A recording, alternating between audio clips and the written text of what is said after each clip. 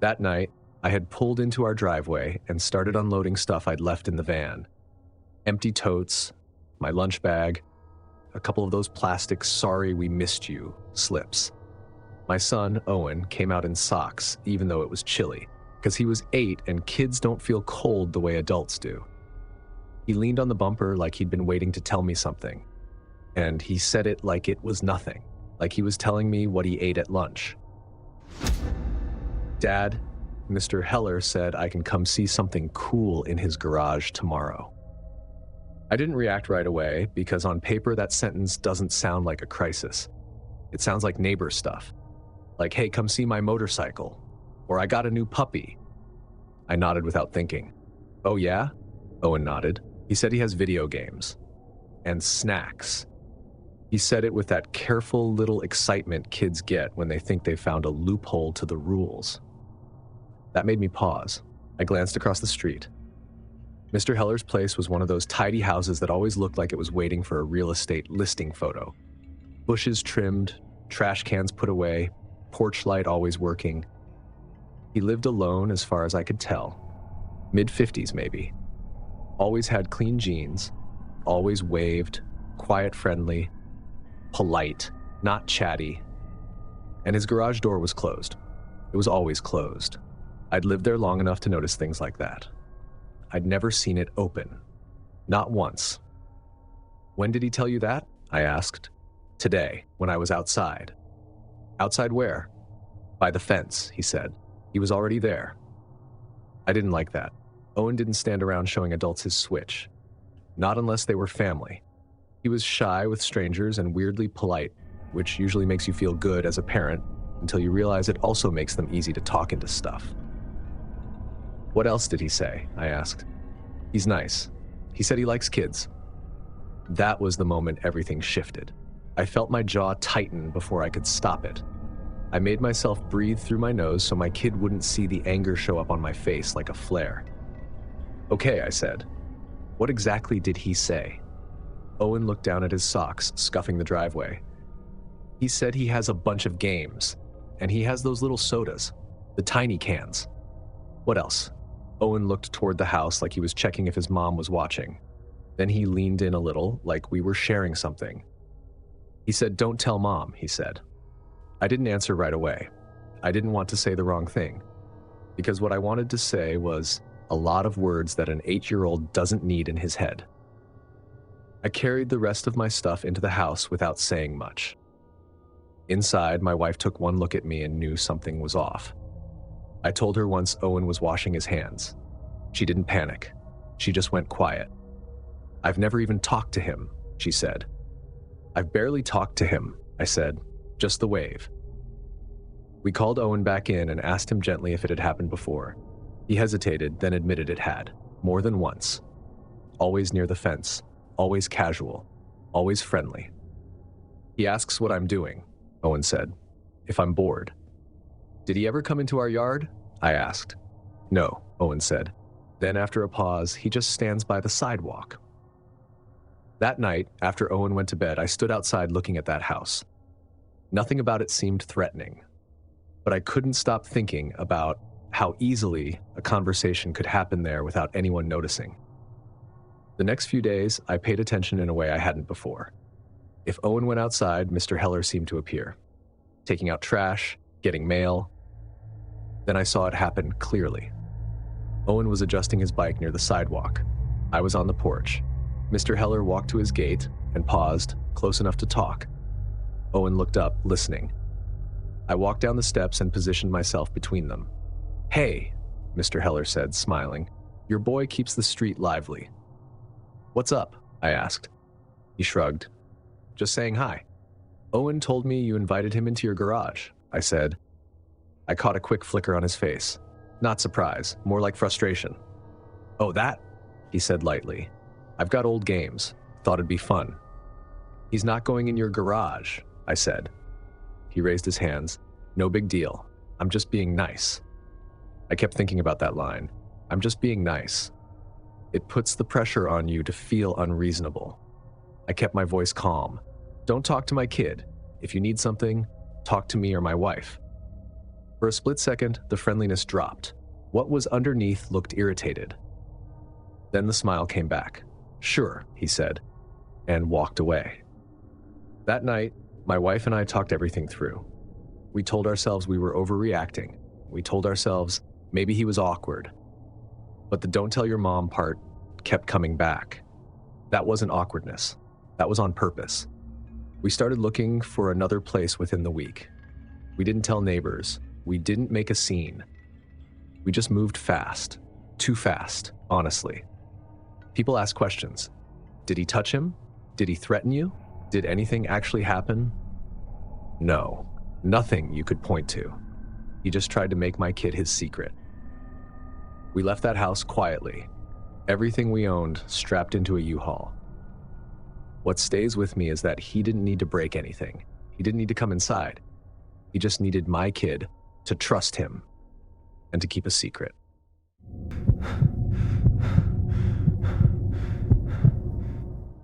When I tried explaining this to friends later, they'd do that thing where they assume it was just a cranky neighbor and a loud dog, like it was an apartment life story. It wasn't. It started with a message late on a Tuesday night. I'd gotten home from the veterinary clinic exhausted, still smelling like disinfectant and wet fur. I had ramen on the stove, and Luna, my dog, was doing her usual loop of the apartment before settling down. My phone buzzed. "Your dog barks every night. Quiet hours are a thing. Handle it." I didn't love the tone, but I wasn't defensive either. Luna barked sometimes, once or twice if she heard something weird. I managed it. White noise, blinds closed, late walks. I texted back, "Hey, sorry about that. I'm working on it. If it happens again, text me and I'll take her out right away." His reply came almost instantly. "No, you don't get it. I'm not living like this. If she barks again, I'm coming over." That was the first moment something felt off, like he'd already decided my door was an option. I didn't reply. I set my phone down and tried to keep the night normal. Luna ate. I showered. I watched a show I didn't care about. Around midnight, Luna did one sharp bark. Just one. She stood, ears forward, then stopped. I checked the peephole anyway. Empty hallway. I whispered her name, and she came back to the couch. At 1:07 a.m., someone slammed their fists into my door. It wasn't knocking. It wasn't asking. The frame shook. Luna started barking for real this time. I went straight to the door and spoke through it. "I hear you. It's late. I'm not opening the door." The pounding stopped. Then he yelled, "You think you can ignore me?" "I'm not ignoring you," I said. "I'll handle my dog. Please leave." He laughed once. "You're not going to sleep until I say you can." That sentence didn't fit the situation. It wasn't about noise anymore. It was about control. I didn't answer. I backed away from the door, and after a few minutes, he left. I heard his footsteps fade. I didn't sleep. I sat on the couch with Luna pressed against my leg, watching the door. The next morning, I tried to think rationally. People get weird about noise. People lose their tempers. Later that day, I ran into him by the mailboxes. He looked normal, with a gym shirt. He stared at Luna like she offended him. "About last night," I started. "Keep her quiet," he said. "You can't come to my door like that," I said. "It's my building too," he replied. After that, I did everything right. Extra walks, fans on, lights off early. I tried to make myself invisible. For a few nights, it worked. Then, close to 2 a.m. on a Saturday, Luna woke up and made a sound I hadn't heard before. Her body stiffened, eyes locked on the door. Then I heard it, the handle. I slid off the couch, grabbed my phone. The handle turned again, firmer. Something thin brushed the knob. I called 911. While I whispered my address, I tiptoed to the door and looked through the peephole. He was holding a crowbar. "Do you see him?" the operator asked. "Yes," I said. "He has a crowbar." From outside, his voice came, "Open it," Luna growled. Then headlights swept across my wall. Tires. A car door. Suddenly his voice changed, normal now. "Hey, what's going on?" Police knocked. Real knock this time. When I opened the door a few inches, the officer's focus went immediately past me toward the living room. He says he was checking on a possible break-in, one officer told me later. That's his tool. They didn't believe him. I could tell. But belief wasn't enough.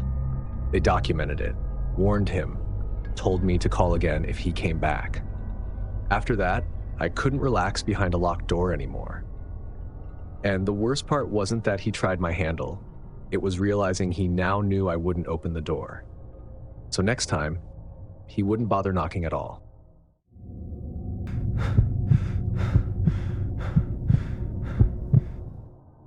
My name's Aaron. I'm 35, and in 2021, I was freelancing from home in Salem, Oregon. I lived alone in a small rental on a quiet street, the kind where you can hear your heater kick on at night. Just me and my dog. Her name was Mabel. Medium-sized mutt, shelter dog. Sweet with everyone. Not trained for protection.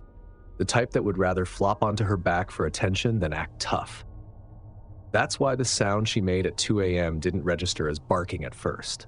It was a growl, like it was coming from somewhere deeper than noise. That night had been normal.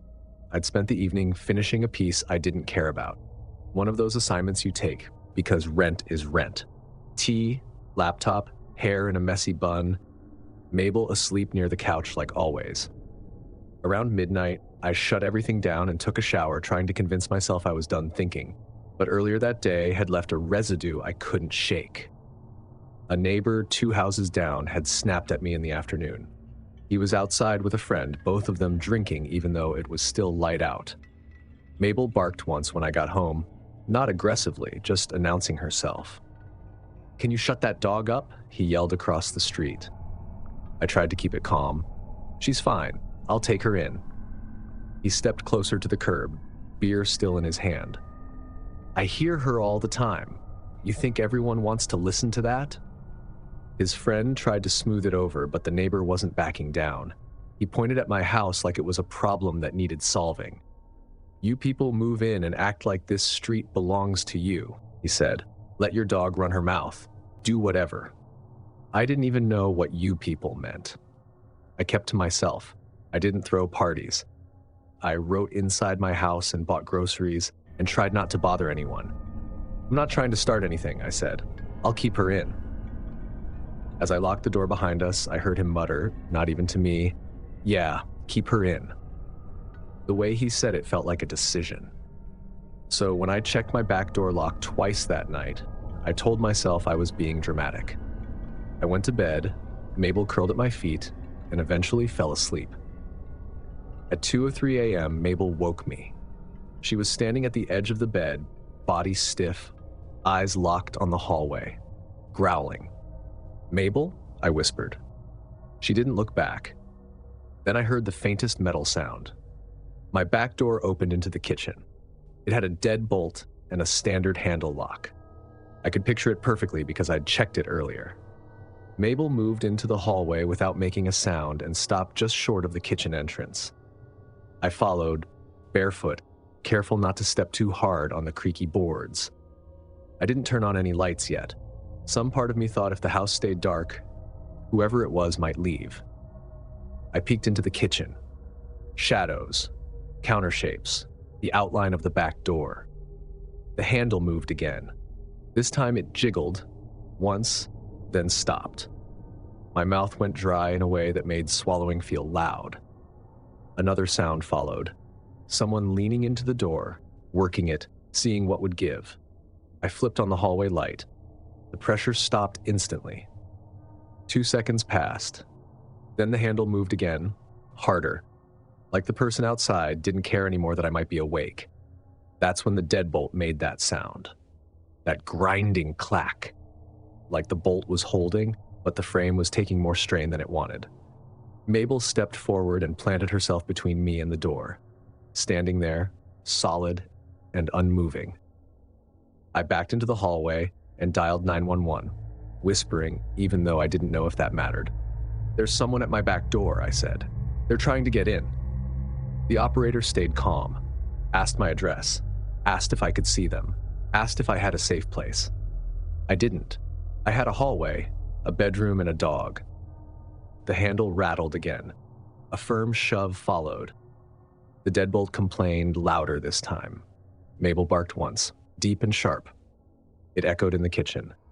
The pressure stopped. Then I heard a man's voice through the door. Open the damn door. Angry, like I owed him something.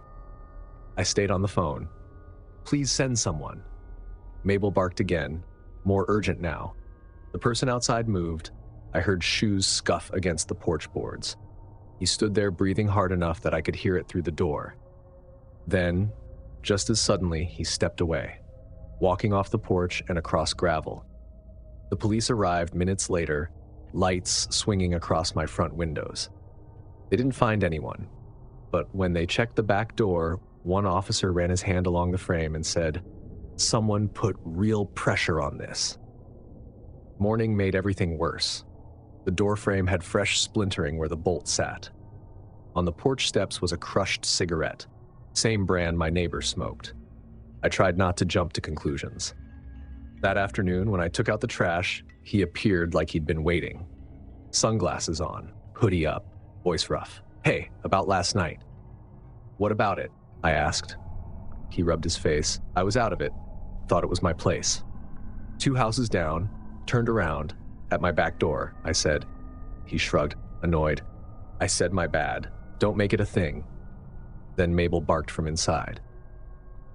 After that night, Mabel started sleeping pressed against the bedroom door. If I got up, she got up. If I went near the kitchen after dark, she followed and watched the back door. Every time I locked the deadbolt, I listened to the sound it made, like it remembered how close it came to losing. And if Mabel hadn't woken me, if she'd stayed asleep like she usually did, I don't think I would have heard him in time. And I don't think he would have left on his own.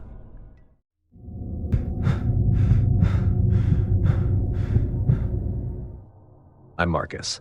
I was 38 in 2020, working nights as a supervisor at a warehouse outside Parma, Ohio. Schedules, safety reports, forklifts doing things forklifts definitely shouldn't be doing. Nothing dramatic. But home was supposed to be the quiet part. For months, there'd been this low-grade tension with the guy next door. Nothing explosive, just little things that stacked. It started with trash cans.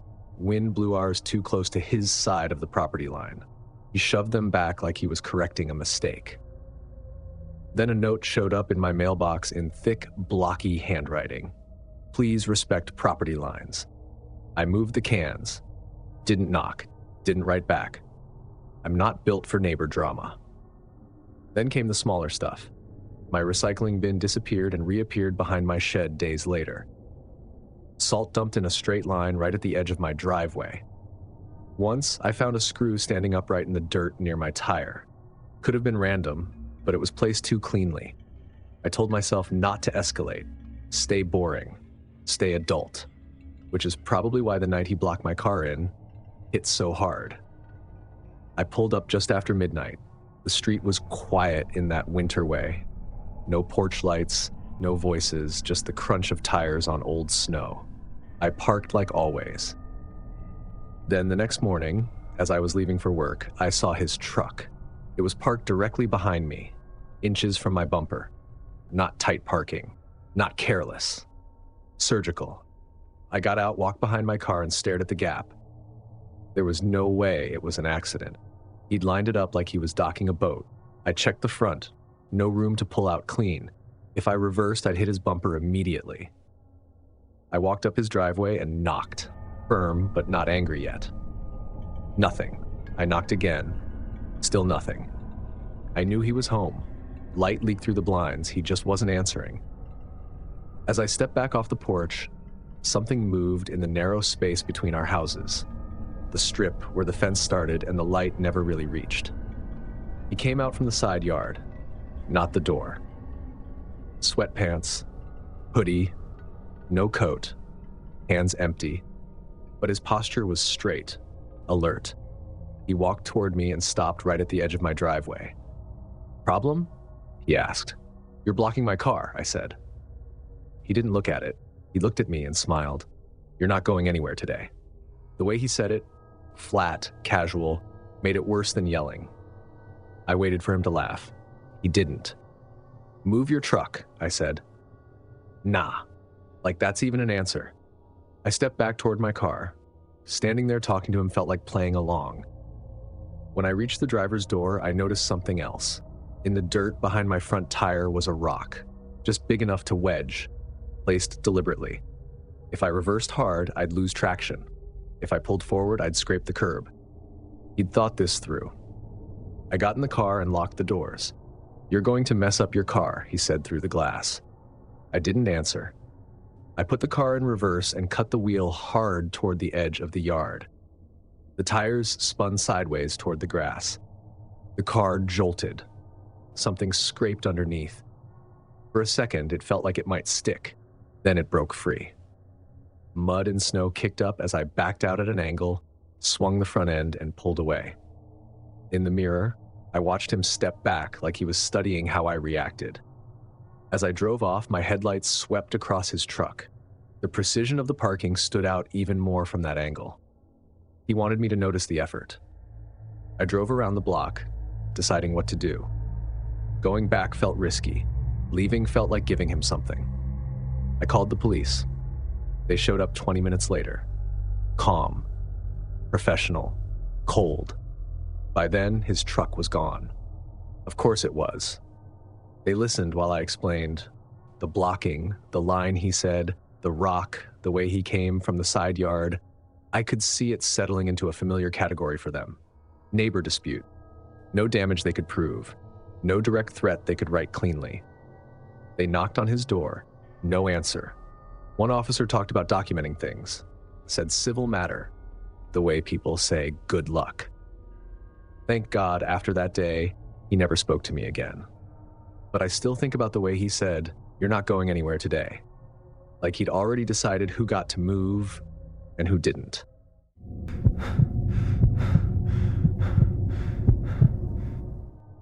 My name's Kelsey.